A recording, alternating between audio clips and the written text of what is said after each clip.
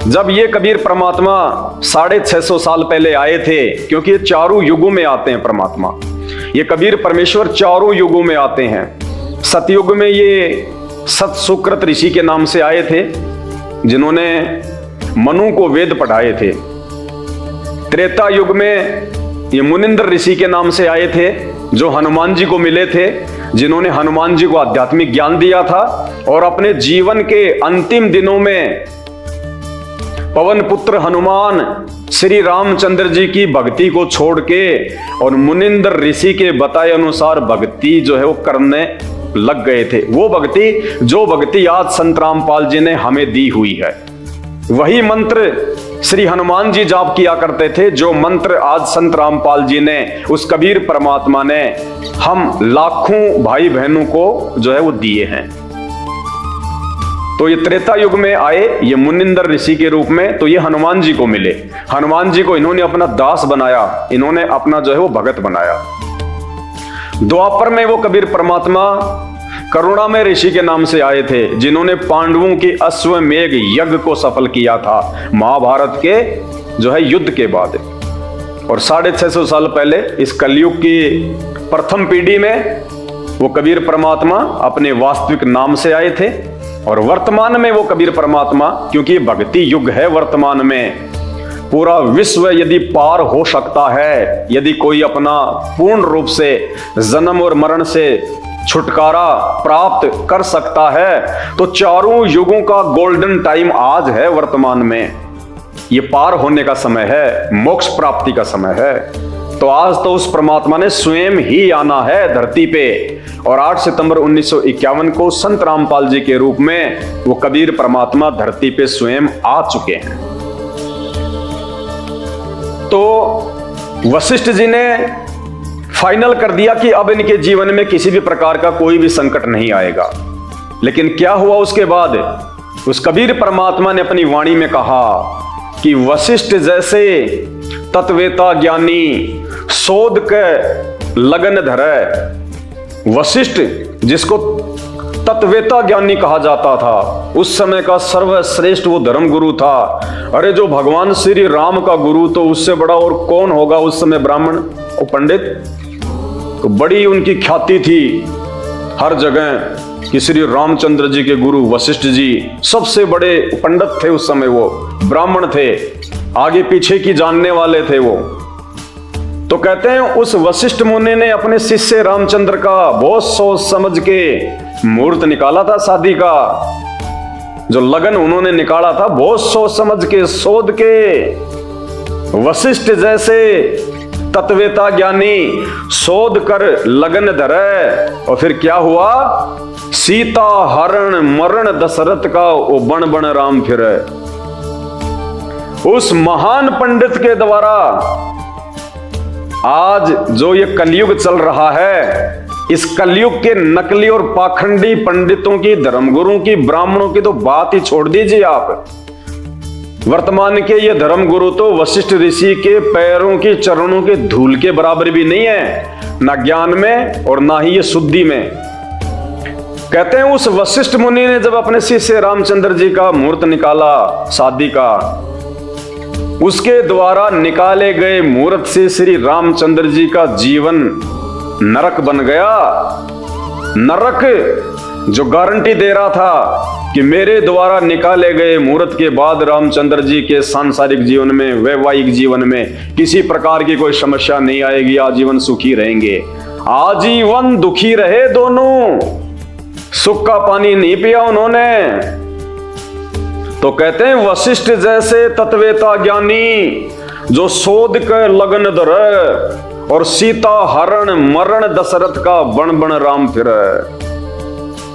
उसके द्वारा निकाले गए मुहूर्त में शादी होने के बावजूद कहते हैं सीता और रामचंद्र जी 14 साल जंगल में भटकते रहे। और पीछे से श्री रामचंद्र जी के पिताजी राजा दशरथ की अकाल मौत हुई। जब रामचंद्र जी वनवास को जा रहे थे तो राजा दशरथ से रहा नहीं गया।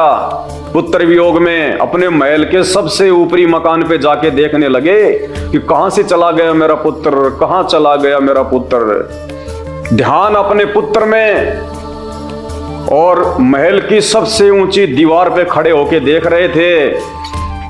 राजा दशरथ का जो पैर था वो दीवार से नीचे फिसल गया और महल की सबसे ऊंची दीवार से राजा दशरथ नीचे गिरे और नीचे गिरने के बाद में उनकी गर्दन टूटने से उनकी अकाल मौत हुई।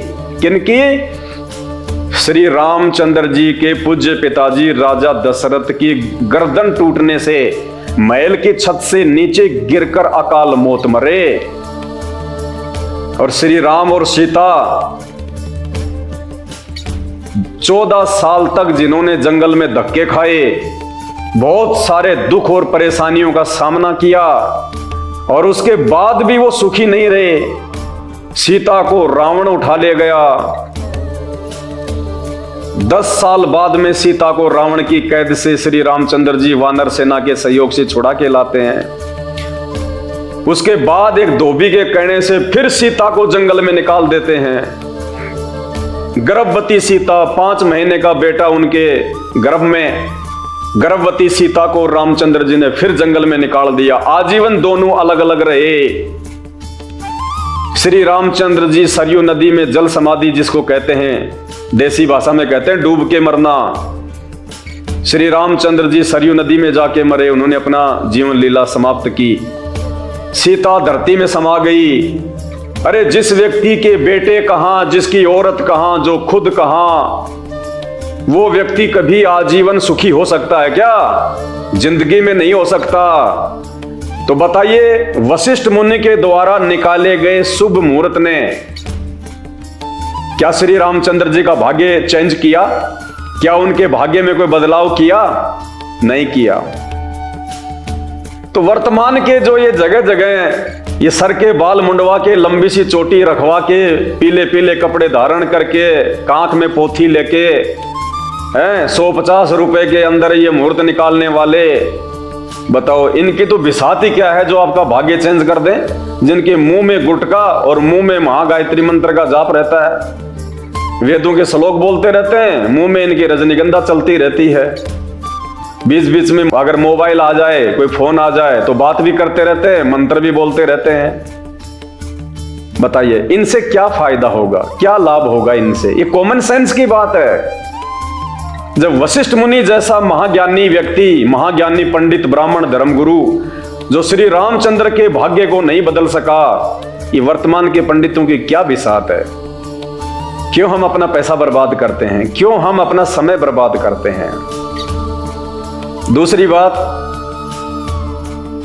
हम मकान बनवाते हैं, 10-20 लाख रुपए का मकान बनवाया, उसके बाद में हम पंडित जी को बुलाते हैं, हम गृह प्रवेश करेंगे, पंडित जी मुहूर्त निकालेंगे, उस दिन यदि हम इस घर में पैर रखेंगे तो कोई अमंगल नहीं होगा, कोई आपत्तियों का सामना नहीं करना पड़ेगा। अरे विचार करो, सन 2000 में गुजरात के भुज में भूकंप आया था, भूकंप, और ऐसा भयानक भूकंप था कि 20-20 मंजिल की इमारतें जमीन में धंस गई थी, नामो निशान मिट गया था उनका, कचरे में तब्दील हो गई थी। जिस व्यक्ति ने वो 20 माले की मंजिल बनवाई थी, उस व्यक्ति ने तो कोई पंडित जी भी बहुत बड़ा और जाना माना ही बुलाया होगा। लाखों रुपया तो वो पंडित मुहूर्त के ले गया होगा पूजा पाठ करने के, और उस लाखों रुपया देके उस जाने माने पंडित जी से पूजा पाठ करवाने के बाद भी जब सन 2000 में गुजरात के भुज में भूकंप आया और वो जमीन ताश के पत्तों की तरह ढेर हो गई, तो सोचिए आप जो 20-25 लाख रुपए की छोटी सी झोपड़ी बनवाते हैं और 500 रुपए का मरा सा हल्का सा एक पंडित जी बुलवाते हैं, जिसके मुंह में गुटखा, जुबान पे गाली, दांत उसके काले पीले, 4 मंत्र बोल के भाग जाता है क्योंकि दूसरे की भी जाना होता है। तो जब लाखों रुपया देकर बहुत बड़े उस पंडित ने गुजरात वाली उन सैकड़ों बिल्डिंगों का कोई बचाव नहीं किया, तो भाई आपके 500 रुपए वाले पंडित जी आपकी झोपड़ी को जब भूकंप आएगा, कोई आपत्ति आएगी, आपके भाग्य में कोई परेशानी होनी होगी, तो वो 500 रुपए वाला पंडित कहां से उसके मंत्र आपके भाग्य को बदल देंगे, आपको सुख दे देंगे? फिर हम शादी विवाह करवाते हैं, पंडित जी को बुलवाते हैं, 7 फेरे कटवाते हैं, पंडित जी मंत्र बोलते हैं, गारंटी देके चले जाते हैं कि बस वैदिक विधि से इनका विवाह संपन्न हो गया, अब इनके जीवन में कोई क्लेश नहीं, कोई दुख, कोई समस्या नहीं। भाई और बहनों, विचार करो, जब उन पंडितों के खुद की बहन बेटियों की शादी होती है तो वो पंडित तो अपनी बहन बेटियों का जो मुहूर्त है, जो पूजन है, वो आपसे भी बहुत अच्छे से करेंगे। वो क्या उन पंडितों की, उन ब्राह्मणों की बहन बेटियां विधवा नहीं होती? क्या उनके पति का एक्सीडेंट नहीं होता? क्या उनके घर में कोई अमंगल नहीं होता? क्या उन पंडितों की बहन बेटियों के बच्चे नहीं मरते? मरते हैं ना, विधवा भी होती हैं। अरे जब उन पंडितों की, ब्राह्मणों की खुद की बहन बेटियां, उनके रिश्तेदारों का कोई बचाव नहीं है, जब वो अपने खुद के लोगों का, रिश्तेदारों का भाग्य चेंज नहीं कर सकते हैं, नहीं बदल सकते हैं, तो आपकी बहन बेटियों का, आपके घर परिवार का, आपके रिश्तेदारों का संस्कार कहां से जो है वो चेंज कर देंगे? ये कॉमन सेंस की बात है, कॉमन सेंस की बात है। आप 21वीं सदी में जी रहे हो, आदम के जमाना नहीं है ये कि कोई भी हमें मूर्ख बना देगा, कोई भी हमारे को जो है वो पागल बना देगा। ये देखा देखी में चलने का समय नहीं है। परमात्मा धरती पे प्रकट है और सन 1951 से संत रामपाल जी भगवान ने धरती पे प्रकट होके जन जन को शिक्षित करवा दिया, शिक्षित साक्षरता अभियान चला के। सन 1951 से पहले भारत में लोग अपने बेटा बेटियों को नहीं पढ़ाया करते थे, और 1951 के बाद जब से परमात्मा धरती पे आए हैं, इन्होंने घर घर में बच्चे बूढ़े सबको शिक्षित कर दिया। ये शिक्षा देने का मकसद क्या है गुरुदेव का? कि हम अपने धर्म शास्त्रों से परिचित हो जाएं, हम पढ़ना लिखना जान जाएं, और जब ये परमात्मा हमें पढ़ाएंगे, संत रामपाल जी शास्त्रों को दिखा दिखा के, तो हम जान सकें, हम समझ सकें कि वास्तव में सही क्या है और गलत क्या है, हम कहाँ मूर्ख बन रहे थे। हम भक्ति और भगवान की पहचान कर लें, हम अपने आत्म कल्याण की ओर आगे बढ़ें। इसलिए परमात्मा ने 1951 के बाद से शिक्षा दी है। 1951 के बाद में साइंस ने उन्नति की है, घर घर में इंटरनेट, मोबाइल, ये परमात्मा ने दिया है सब कुछ भक्ति करवाने के लिए। कि सबसे पहले तो हम ये पहचान कर लें कि सच्चा सतगुरु कौन होता है। बिना गुरु के तो भक्ति शुरू भी नहीं होती। पहले हम लोग जो है बचपन में बिना जानकारी के देखा देखी में जैसे माँ बाप कर रहे थे, जैसे अड़ोसी पड़ोसी कर रहे थे, मंगलवार के दिन घी में थोड़ा सा जो है रुई लपेट के उसकी बत्ती बना के हनुमान जी के जाके चढ़ा के आ जाते थे। घर पहुंचते नहीं उससे पहले तो वो जल के भी समाप्त हो जाती थी, फॉर्मेलिटी। तो परमात्मा कहते हैं चाहे कितने देवी देवता पूज लो, कितना ही कुछ कर लो, कितने तीर्थ धामों पे चले जाओ, कितने गंगा स्नान कर लो, कितनी कावड़ ले आओ, कितने व्रत कर लो, बिना गुरु के तो भक्ति शुरू भी नहीं होती है, शुरू भी। और गुरु चाहिए सच्चा तत्वदर्शी, गीता जी के अनुसार, तब कहीं जाके हम परमात्मा प्राप्ति की तरफ आगे बढ़ सकते हैं। उससे पहले कुछ नहीं है, धक्के खाते रहो चाहे। और यही कारण है आज विशेषकर हिंदू समाज में शायद ही ऐसा कोई घर परिवार होगा जिसमें पूजा पाठ नहीं होती होगी, अन्यथा सभी देवी देवताओं की जितनों को वो जानते हैं सबकी पूजा पाठ होती है। और उस पूजा पाठ के चलते भी सबके घर में अमंगल, लड़ाई झगड़े, मार पीट, कलेश, किसी का काम धंधा ठीक नहीं, 24 घंटे टेंशन में। क्यों? क्योंकि हम लोग शास्त्र विरुद्ध आचरण कर रहे हैं, शास्त्र विरुद्ध भक्ति कर रहे हैं, बिना गुरु के हम भक्ति कर रहे हैं। और अगर कोई गुरु भी मिल गया तो नकली, पाखंडी, जो प्रमाणित नहीं है, जो नाम देने का अधिकारी नहीं है, जो कथा सुनाने का अधिकारी नहीं है।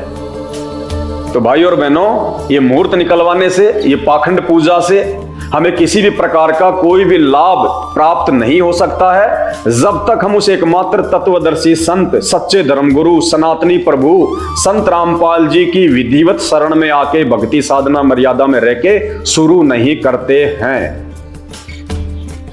और रही बात संस्कार चेंज होने की मुहूर्त से, पूजा पाठ से, तो आप विचार कीजिएगा, जब महाभारत का युद्ध हो रहा था, जब दोनों सेनाएं कौरव और पांडवों की आमने सामने युद्ध करने को खड़ी हुई थी, उससे कुछ दिन पूर्व एक पक्षी ने, जिसको हम टटीहरी कहते हैं, वो टटीहरी पक्षी ने महाभारत के उस युद्ध क्षेत्र में, उस मैदान में अपने अंडे उत्पन्न कर दिए थे।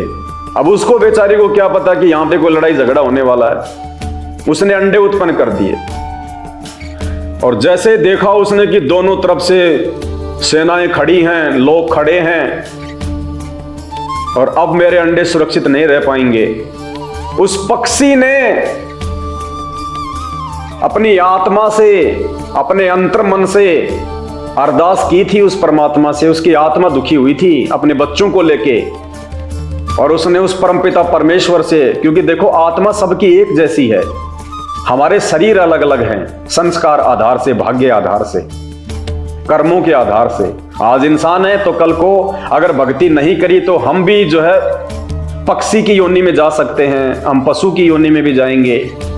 तो इसी प्रकार अपने कर्म आधार से वो आत्मा पक्षी की योनि में थी और उसने अंतरात्मा से पुकार की थी। वो तो जानती भी नहीं थी कि राम कौन है, श्री कृष्ण कौन है, हनुमान जी कौन है, भगवान कौन है। उसने आत्मा से पुकार की थी अपने बच्चों के लिए और आत्मा की पुकार ये परमात्मा सुनता है। और वो पिछले जन्म में जब उसको मानव शरीर प्राप्त था, उस पक्षी को, वो किसी तत्वदर्शी संत की वो शरण में थी। उसने कुछ समय तक अच्छी साधना की थी, उसकी भक्ति कमाई उसके पास में शेष थी उसकी आत्मा में। उस आधार से उस परमात्मा ने उसकी पुकार सुनी, उस पक्षी की, और उस परमात्मा ने, उस कबीर देव भगवान ने, सतगुरु रामपाल जी भगवान ने इंद्र के ऐरावत हाथी का घंटा उसके जो गले में जो बंधा रहता है, जिसका वजन 88,000 मण, इंद्र के ऐरावत हाथी के गले में जो घंटी है उसका वजन है 88,000 मण। कहते वहां से वो टूट के गिरा और महाभारत के युद्ध के बीच में उस टटीरी पक्षी के अंडों के ऊपर आके खड़ा हो गया। पूरा महाभारत का युद्ध हो लिया, सारे मर गए पांडवों को छोड़ के, लेकिन वो टटीरी पक्षी के अंडों को किसी भी प्रकार का कोई नुकसान नहीं पहुंच पाया। तो बताइए, वो टटीरी पक्षी ने किसी पंडित से, किसी ब्राह्मण से अंडे पैदा करने से पहले कोई मुहूर्त निकलवाया था क्या कि पंडित जी मैं अंडे उत्पन्न करने जा रही हूं, मेरे अंडों को किसी प्रकार की कोई हानि ना हो, मेरे बच्चे सकुशल अंडों से बाहर आ जाए, आप जी मुहूर्त कर निकाल दीजिए, आप जी पूजन कर दीजिएगा। क्या उस पक्षी ने किसी प्रकार का कोई मुहूर्त निकलवाया था? क्या कोई पूजा पाठ करवाया था? क्या किसी पंडित या ब्राह्मण से उसने कोई सलाह ली थी? जो भगवान ने इंद्र के हाथी का घंटा तोड़ के उसकी रक्षा की। और उधर वो कौरव एक से एक बलशाली, भीष्म पितामह, द्रोणाचार्य, कर्ण, अश्वत्थामा, उन्होंने तो युद्ध करने से पहले मुहूर्त निकलवाए थे, पूजन पाठ करवाए थे, उन्होंने यज्ञ करवाए थे बड़े बड़े जो है ब्राह्मणों से, और उन सब का सत्यानाश हुआ।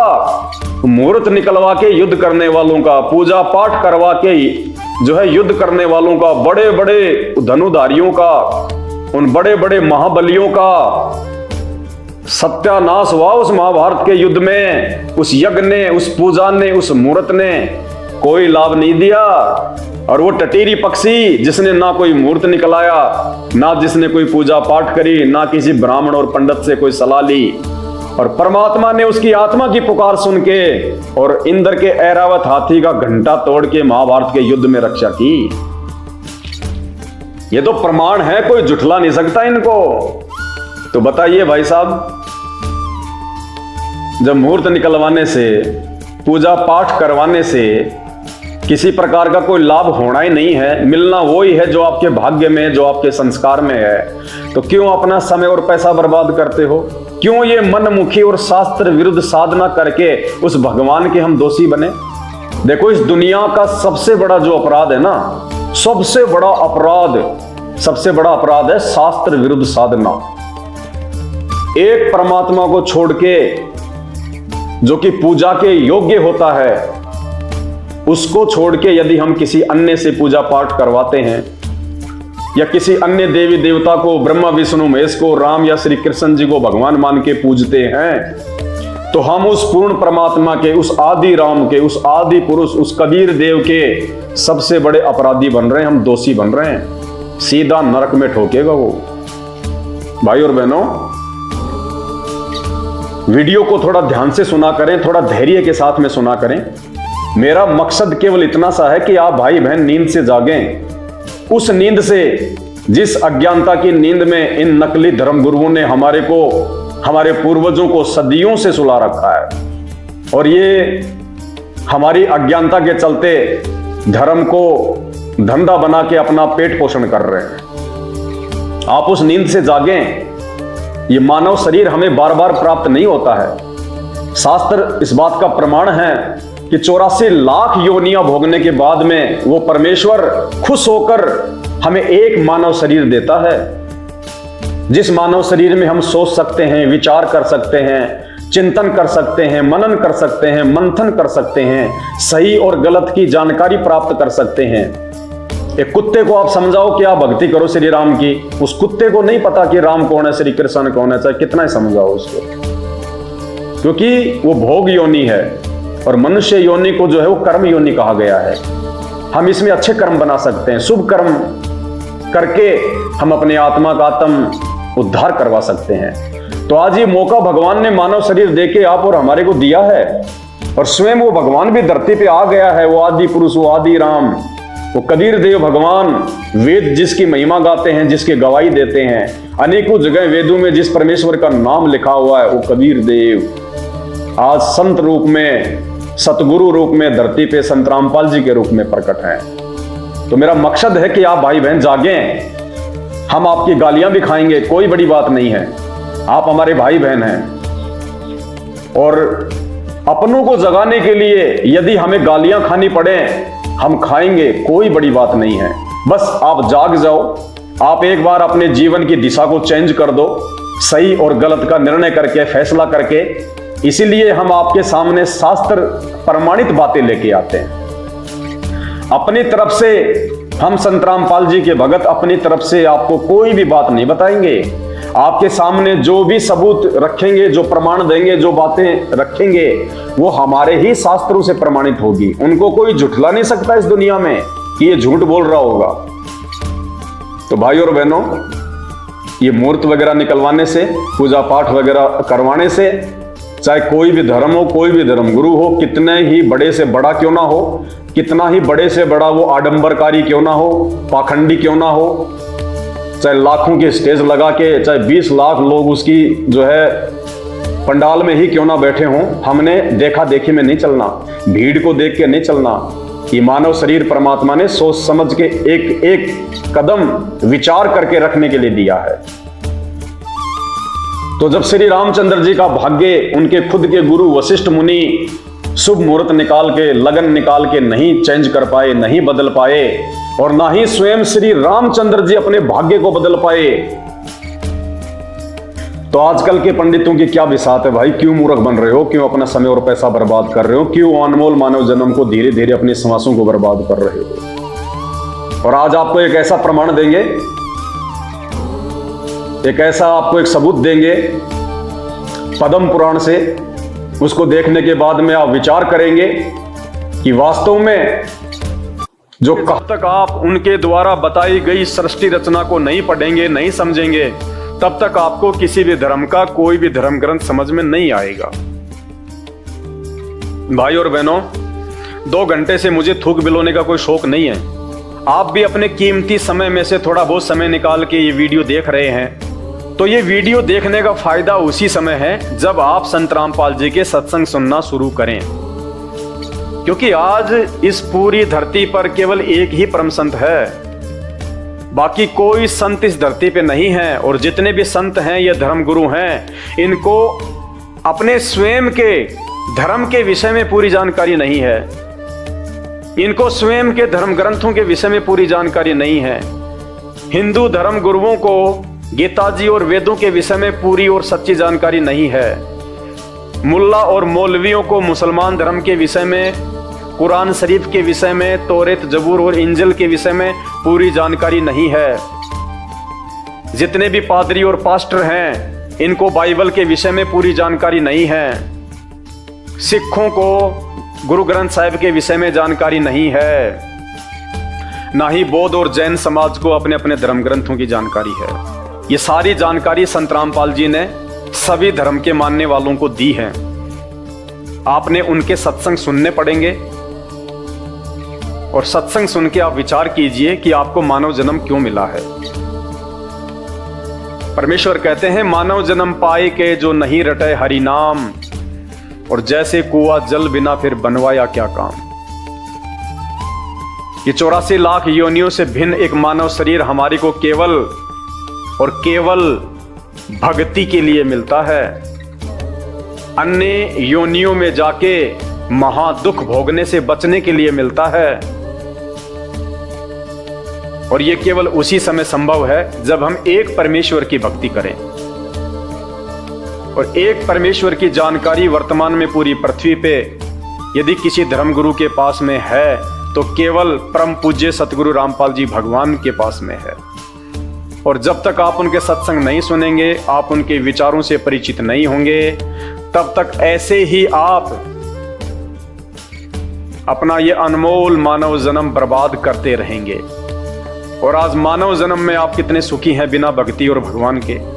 और कल को जब ये शरीर छूटेगा, हम 84 लाख योनियों में जाएंगे, उस समय हमारे साथ में क्या बीतेगी। आज आप एक गधे का जीवन देख लीजिएगा, आज आप एक बैल का जीवन देख लीजिएगा, कितना महादुख भोगता है। सारा दिन खेत में चलता है, गाड़ी में उसको किसान जोतता है। एक गधा सारे दिन ईंट के भट्ठे के ऊपर कितनी मेहनत करता है, सारा दिन ईंटें ढोते रहता है।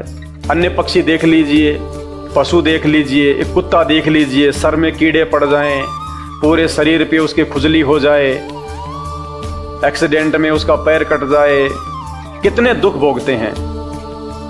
आप और हमारे ऊपर तो छोटी मोटी कोई भी आपत्ति आती है, हम तो तुरंत अपने किसी रिश्तेदार को बता दें, कहीं से सहायता प्राप्त कर लें, मेडिकल प्राप्त कर लें, हॉस्पिटल में चले जाएं। भूख लग रही है तो खाना खा लें, कहीं भी 56 प्रकार के भोजन बना के खा लें। और कल को जब भक्ति सही नहीं करेंगे, और ये तो विधान है परमात्मा का, ये मोटे मोटे ग्रंथ भगवान ने कोई ऐसे थोड़े ना लिखवाए, मजाक में थोड़े लिखवाए। चारों वेद और ये गीता जी, ये पुराण, इनमें भक्ति और भगवान के विषय में जानकारी है। इस मानव शरीर से हमें क्या करना चाहिए उसकी जानकारी है। और यदि हमने वो कार्य नहीं किया, संत रामपाल जी की शरण में आके एकमात्र पूरे विश्व में उस तत्वदर्शी संत की शरण प्राप्त करके यदि हमने एक परमात्मा की भक्ति नहीं की, तो अगला जन्म 84 लाख योनियों का। फिर हमें ना कोई सत्संग के विषय में बताएगा, ना कोई समझाएगा, ना हम समझने के लायक रहेंगे। कहते माता पिता मिल जाएंगे लख 84 माही, सतगुरु की सेवा और भक्ति ये फेर मिलन की नाही। आज अनजाने में लोग कहते हैं माता पिता ही हमारे गुरु हैं, माता पिता ही हमारे गुरु हैं। बहुत अच्छी बात है, वो भी गुरु हैं, उन्होंने भी आपको जीवन जीना सिखाया है, बचपन में आपको शिक्षाएं दी हैं। लेकिन बिना आध्यात्मिक गुरु के वो माता पिता भी मरने के बाद 84 लाख योनियों में जाएंगे, और आप भी 84 लाख योनियों में जाएंगे। वहां पे ना आपको माँ बचाएगी, ना आपको वो पिता बचाएगा। तो ये परम पिता परमात्मा इस धरती पे प्रकट है, सबका पिता है, सबकी माँ है। ये हमें सत्य आध्यात्मिक ज्ञान देके 84 लाख योनियों से भी बचाएंगे। और इस शरीर में रहते सहते यदि हमारे ऊपर कोई संकट आना होगा, कोई परेशानी या कोई दुख आना होगा, हमारे कोई प्रारब्ध का, हमारे कोई पूर्व जन्मों के कुकर्मों का, उसको भी संत रामपाल जी अपनी भक्ति से काटने में समर्थ हैं। आपके ऊपर वो कष्ट नहीं आने देंगे यदि आप उनकी मर्यादा में रह के भक्ति करेंगे। तो मेरी केवल आपसे विनती है, आपसे प्रार्थना है, मैं आपको केवल समझा ही सकता हूँ, बता ही सकता हूँ, जानकारी ही दे सकता हूँ। बाकी प्यास आपको होनी चाहिए, भूख आपको होनी चाहिए, तभी आप उस चीज को प्राप्त जो है वो कर पाएंगे। तो आज के वीडियो में केवल इतना ही। आगे फिर परमपिता परमेश्वर के आशीर्वाद से आप सभी भाई बहनों के मार्गदर्शन के लिए वीडियो आते रहेंगे। अभी तक यदि आपने हमारे Facebook page Pawan Das is live को फॉलो नहीं किया है तो आप जी फॉलो करें, वीडियो को शेयर करें ताकि यह जानकारी अन्य भगत भाई बहनों तक भी पहुंचे। जो अभी उन अज्ञानी और नकली धर्मगुरुओं के चक्कर में अपने मानव जीवन को बर्बाद कर रहे हैं। बंदी छोड़ सतगुरु रामपाल जी भगवान की जय हो।